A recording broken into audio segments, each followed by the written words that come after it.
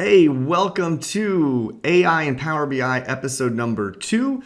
So episode number 1, I showed the AI capabilities of add column from example. In this episode, I'm going to show you the Q&A visual. And if you haven't subscribed to the Pragmatic Works YouTube channel, make sure you subscribe, like, that way you can stay up to date of all videos that get posted by myself, as well as all the other wonderful trainers that we have at Pragmatic Works.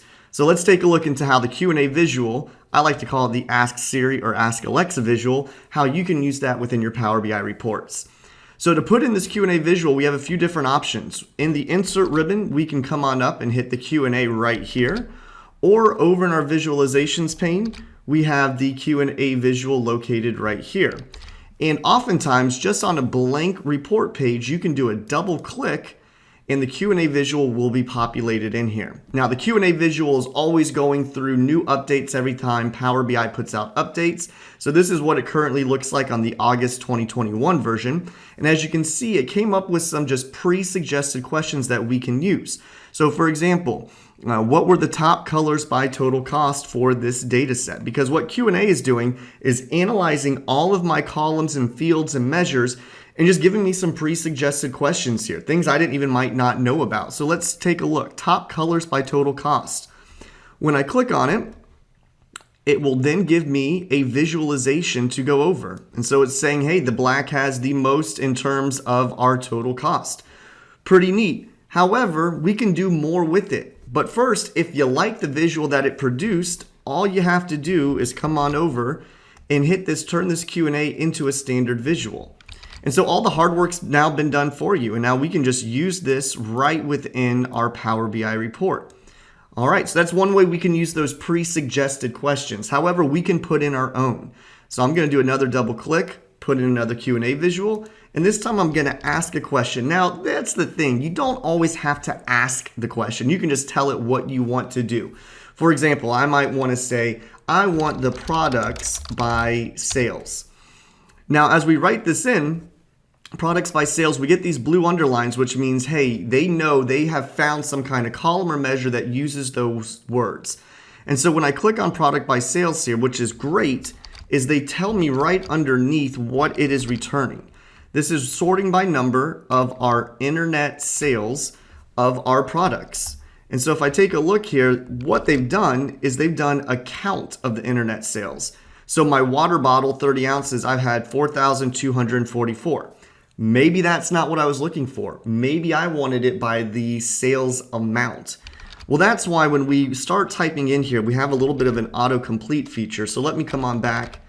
And so as I'm typing in sales, it's giving me anything with the word sales in it that the Q&A visual can reference. So here is my product by sales amount. Maybe that's what I was trying to return. So I'm going to click on product by sales amount. And now we're getting something completely different because now it is using my sales amount column. Earlier, it was using my sales table and it was doing a count rows of it. So I love the fact that they're always going to tell me what they're showing the results for. However, we can take this further. So I can say product by sales amount as a pie chart. Never would do this because pie charts with this many categories are awful. But you can put in your own visualization. So maybe this time I'll say as a column chart. And then from 2005 to 2006. And then I want it sorted descending. And it's doing all of the work here for me. Except here, when we put in sort descending, let me change this a little bit over. Let's go sort descending by year. There we go. So now it's going to sort this descending by the year of these dates. So we got a lot of capabilities right here within the Q&A visual. But as you notice, as I was typing some of these things in, you might have been seeing a little bit of an orange underline instead of this nice blue. Well, what does that mean? Well, what that means is that it's kind of ambiguous. Power BI isn't quite sure what column to use. It's saying, well, I found that name in a few different columns or a few different tables. I'm not exactly sure what you were referencing. And that's why whenever you get those orange underneath, always take a look at what it is really showing you here. And that's going to tell you what it is using. So for example here, if I say, again, my total sales by date. Notice here we have by order date, by birth date, by due date.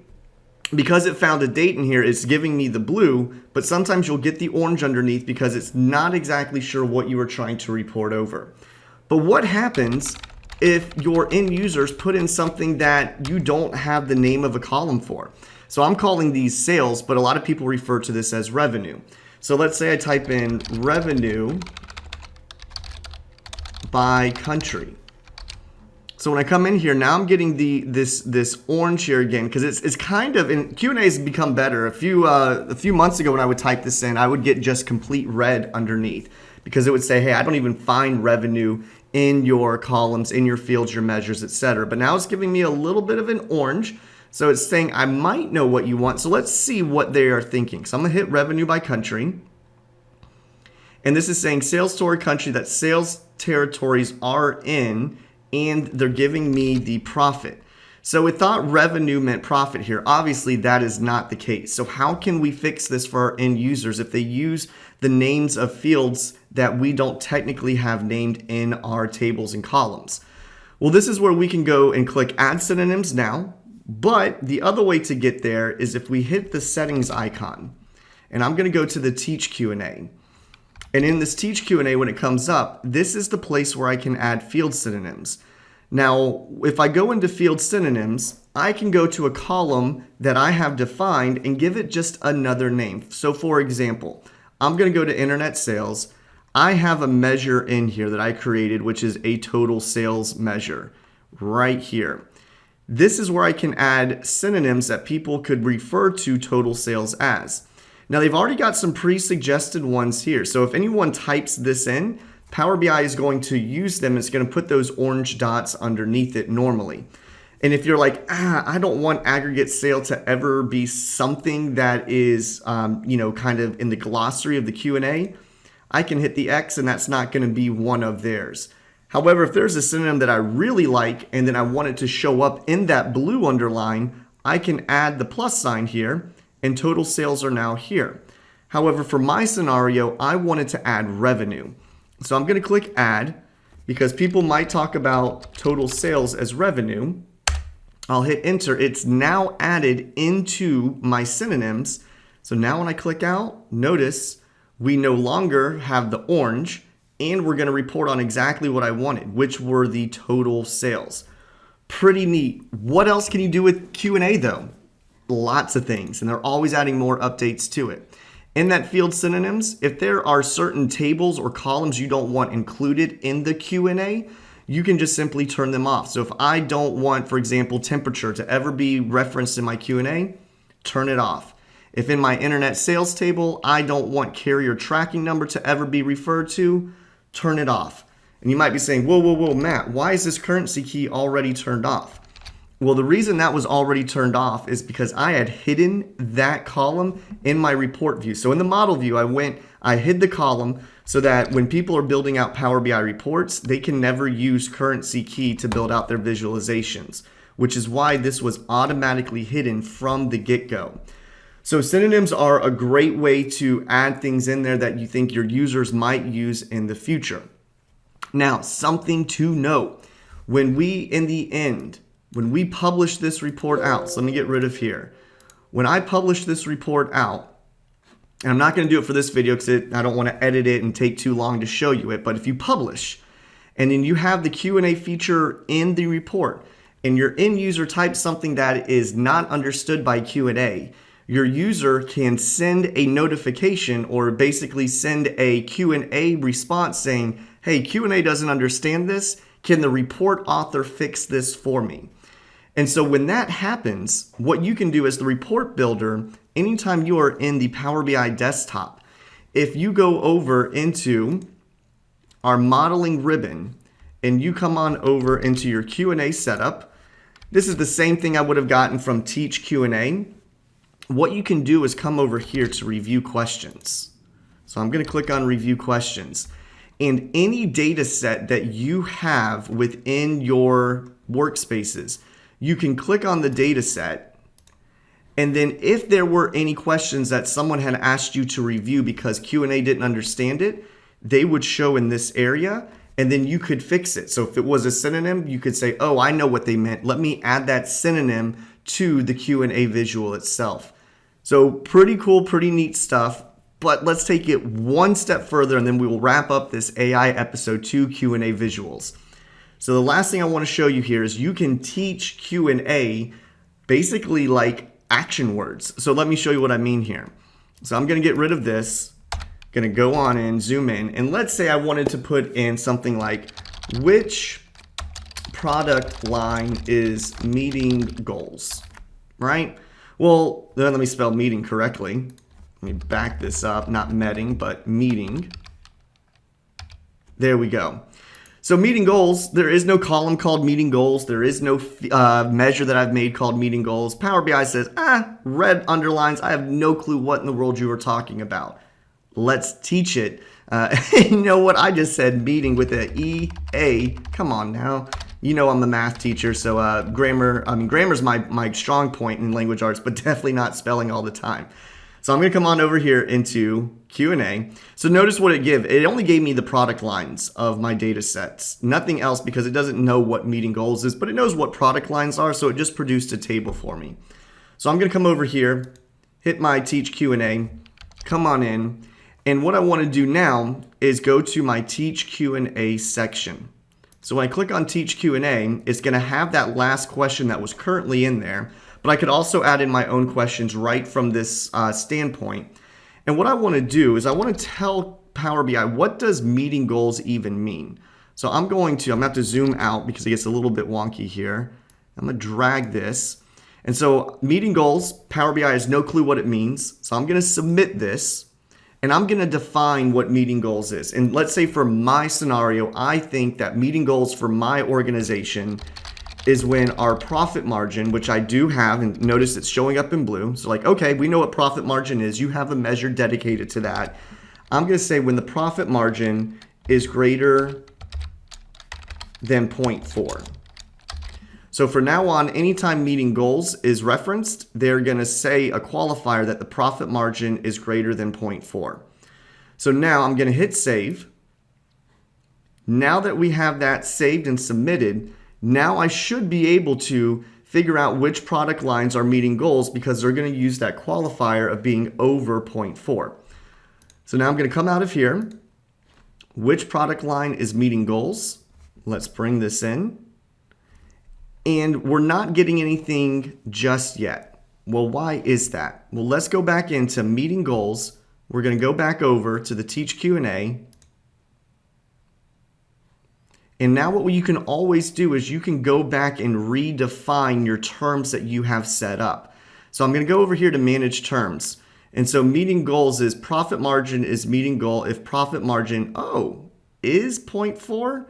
That doesn't look quite right? So let me get rid of this. I want to delete this term. And let's go back into our Teach Q&A. Let's type in that same exact question. Which product lines are meeting, let me spell it correctly, are meeting goals? And again, it does not know what meeting goals is. So I'm going to select all of it, hit submit. Meeting can't be defined yet. Try defining some other terms first. Goals can't be defined yet. So let me get the whole thing selected. Sometimes it doesn't pick up the whole thing. Here we go. Meeting goals refers to, let's try this again, profit margin greater than 0.4. Now look over here in our preview your result. Oh, here we go. So you can always go back and edit and delete those and start it over. But now it figured it out. Greater than 0.4. I think on the last one I just had 0.4 and it didn't like that. So I had to put the 0 in. So this is saying only product lines M and S. Well, let's see if that's even true. So I'm going to save this. And it is now saved as it's working in the background here. And now we can get out of here.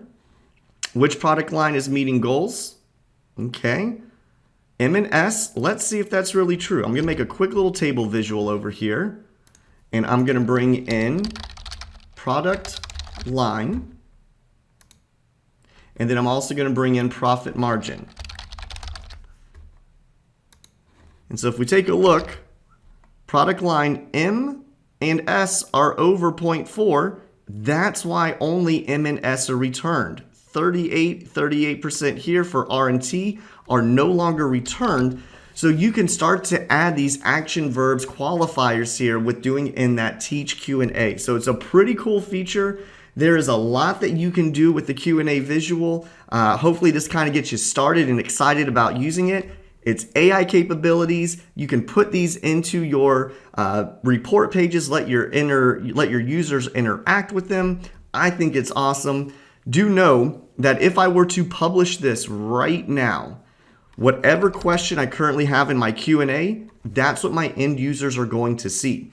So they're going to already see a question already built into it. They can delete it and ask their own questions, or if you're like, I don't want them to see a question I've already asked, we can just get rid of this, and now they can have their suggested questions right off the bat. But you might say, Matt, what if I don't like their suggested questions? Can I put my own suggested questions in there for them to start with? You definitely can. If you go back into Teach Q&A and go to Suggest Questions, this is where you can put your own questions that you want them to see right away. You can put them in a specific order. So again, lots of features with Q&A. I love this AI capability. Stay tuned for more AI episodes. Like, subscribe. I'm going to be putting out probably about 4, 5, 6 more AI capabilities within Power BI. I hope you're enjoying, and I'll see you in the next video.